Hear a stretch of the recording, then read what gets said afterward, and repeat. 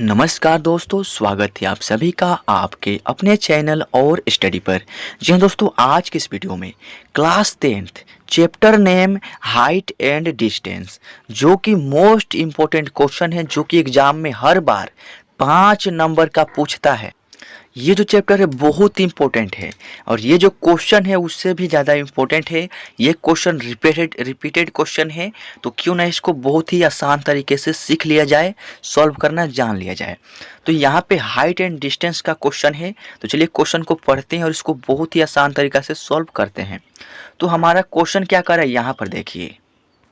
चलिए क्वेश्चन को पढ़ते हैं। क्वेश्चन को ध्यान से पढ़ेगा, क्योंकि अगर आप क्वेश्चन अच्छे से पढ़ लेते हैं ना, तो आपको आधा सवाल समझिए कि सॉल्व हो ही जाता है। तो यहाँ पर देखिए क्वेश्चन कह रहा है, आंधी आने से एक पेड़ टूट जाता है। मान लीजिए कि पेड़ एक है, खड़ा पेड़ है, आंधी आ रहा है, वो पेड़ टूट जाता है और टूटा टूटा हुआ भाग इस तरह मुड़ जाता है कि पेड़ का शिखर जमीन को छूने लगता है। यानी मान लीजिए कि एक पेड़ खड़ा है, वो टूट जाता है और टूटा हुआ भाग इस तरह मुड़ जाता है ना कि पेड़ का शिखर जमीन को छूने लगता है और इसके साथ 30 डिग्री का कोण बनाता है। तो पेड़ के पाद बिंदु की दूरी जहाँ पेड़ का शिखर जमीन को छूता है 8 मीटर है। तो पेड़ की ऊंचाई ज्ञात करें। दोस्तों, हाइट एंड डिस्टेंस में मेन होता है फिगर। अगर आप फिगर बनाना समझ लेते हैं ना, तो आपको क्वेश्चन तो इजीली सॉल्व हो ही जाता है। आइए अब सबसे पहले क्या बनाते हैं, एक पेड़ बनाते हैं। तो मान लीजिए कि ये एक पेड़ है, पेड़ हो गया।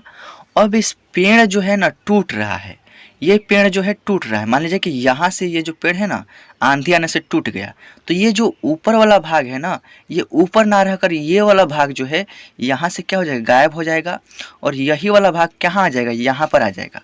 यानी यहाँ पर वो ऊपर वाला भाग कहाँ आ जाएगा, यहाँ पर नीचे आ जाएगा। यहाँ पर देखिए, यहाँ पर नीचे आ गया। और मान लीजिए कि ये जो नीचे क्या है, जमीन है।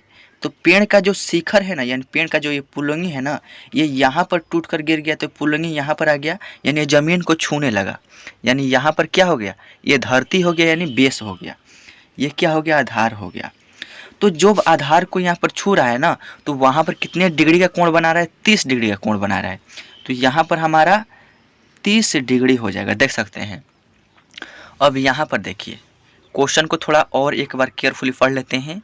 पेड़ टूट जाता है और टूटा हुआ भाग इस तरह मुड़ जाता है कि पेड़ का शिखर जमीन को छूने लगता है। तो ये जो पेड़ है ना टूट गया और ये वाला जो भाग है यहाँ पर आ गया और इसका शिखर जो है यहाँ पर देख सकते हैं जमीन को छू रहा है। यानी ये नीचे ये क्या है, जमीन मान लीजिए, इसको जमीन का यहाँ पर छू रहा है ना, और उसके साथ जो है पेड़ का और इसके साथ 30 डिग्री का कोण बनाता है। तो यहाँ पर 30 डिग्री का कोण भी बना दिया। तो अब क्या कर रहा है, पेड़ का पाद बिंदु, यानी पेड़ का जो यहाँ पर जड़ है ना, उसी को पाद बिंदु बोलते हैं।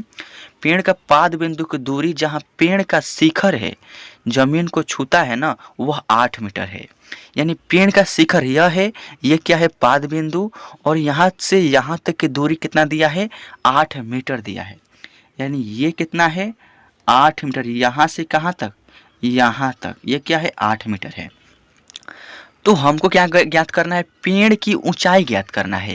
यानी पेड़ की जो टोटल ऊंचाई है ना, वह ज्ञात करना है।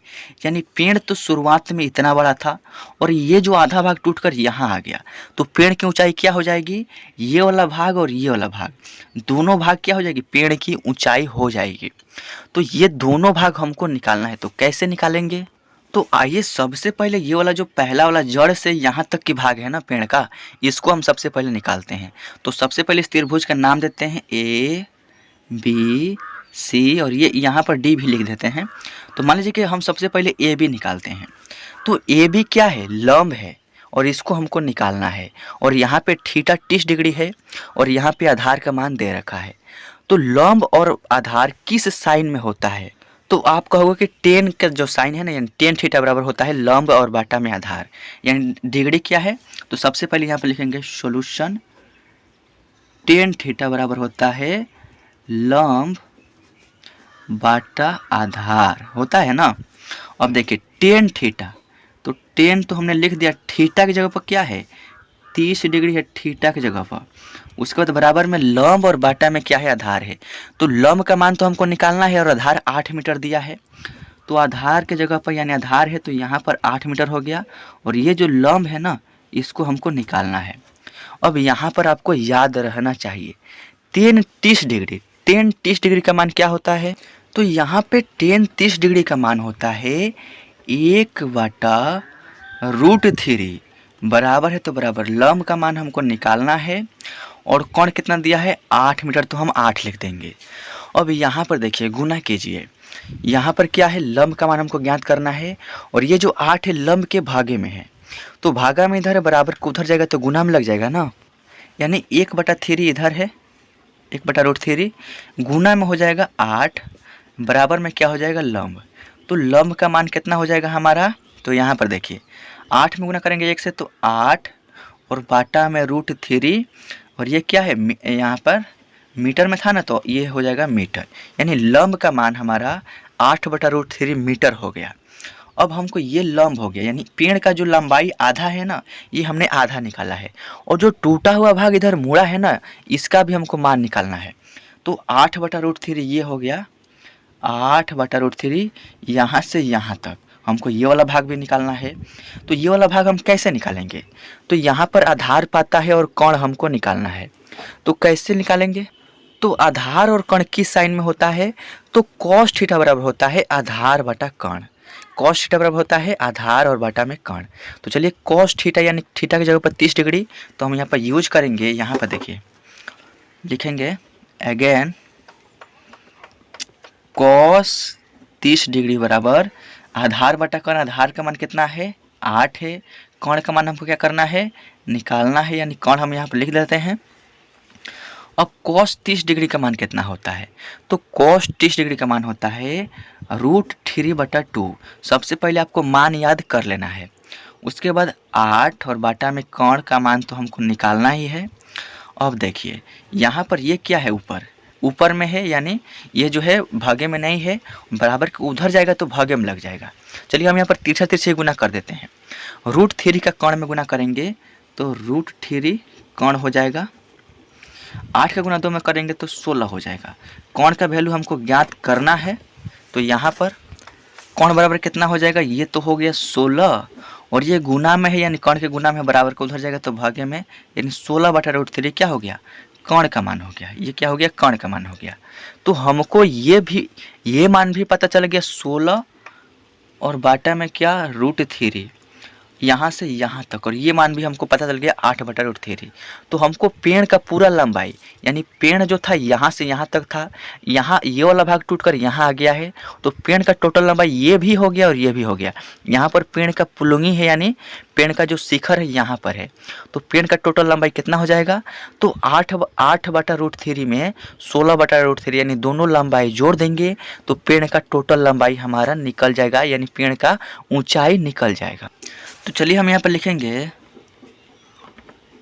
पेड़ का संपूर्ण ऊंचाई बराबर, ये क्या करेंगे AB + BC कर देंगे। यहाँ पर देखिए फिगर में क्या है AB और प्लस में क्या करेंगे BC, तो पेड़ का लंबाई निकल जाएगा।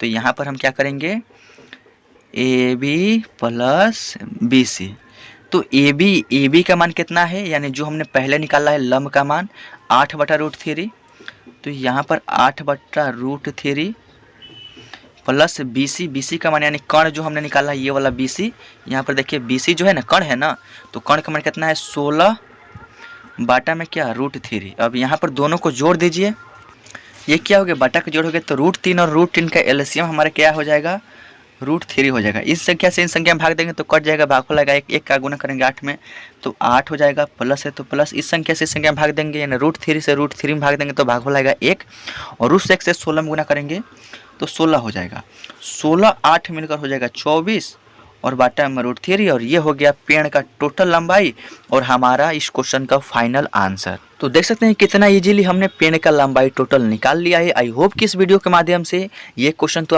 आपको समझ में आ ही गया होगा। तो अगर वीडियो अच्छा लगा हो और इसी तरह का हाइट एंड डिस्टेंस का और क्वेश्चन सॉल्व करना सीखना चाहते हैं, एग्जाम की तैयारी बेहतरीन करना चाहते हैं, तो इस यूट्यूब यानी और स्टडी से आप जुड़ सकते हैं। जुड़ने के लिए चैनल को सब्सक्राइब करके बेल आइकन प्रेस करके ऑल सेलेक्ट कर देना है। तो चलिए मिलते हैं आपसे अगले वीडियो में, तब तक के लिए टेक केयर, बाय बाय, धन्यवाद।